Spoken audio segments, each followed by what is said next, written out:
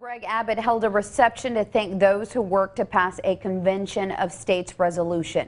The Texas legislature passed a joint resolution calling for a national convention to amend the Constitution and rein in the federal government. Fox 7's Jennifer Kendall in studio with more. Jennifer. Ashley, the House passed the resolution in May with a vote along party lines. It was one of Governor Abbott's emergency items for this legislative session, and today he celebrated with those who helped get it passed. We, the people, have the power to restore the Constitution to its original intent. And that's exactly what Governor Greg Abbott says he wants to do. We will live up to the aspiration of what Madison and Hamilton and the whole lot of them knew. They knew back in the 1700s, the federal government they created would come unhinged and would transgress the freedoms that they instilled in the Constitution. The Texas legislature approved Senate Joint Resolution 2 calling for a national convention to amend the Constitution. Lawmakers in the Lone Star State want to set term limits for U.S. elected officials and require Congress to balance its budget.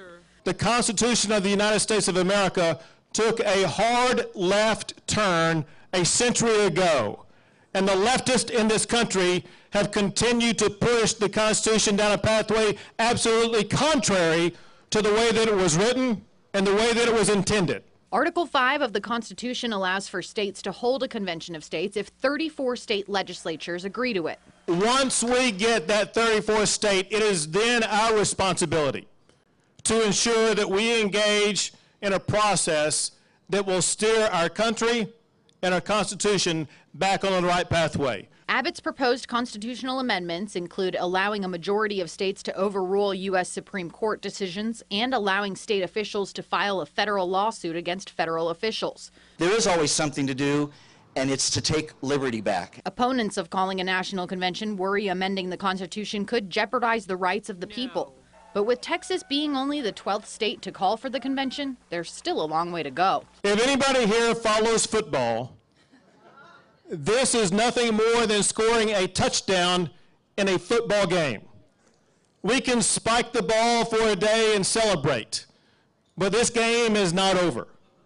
We are still early in the process. We need to take the victory in Texas, the touchdown we've scored here, and continue this across the entire United States of America.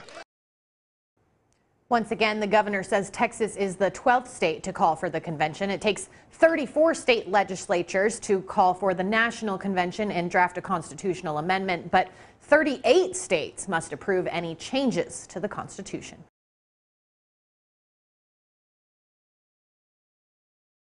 Sign the petition at cosaction.com and get as many of your friends and family to do the same. With your full address, your state legislators will know that you really are their constituents in their district. Our success depends on you, so we're inviting you to be part of history. Let's invoke the constitutional solution that's as big as the problem.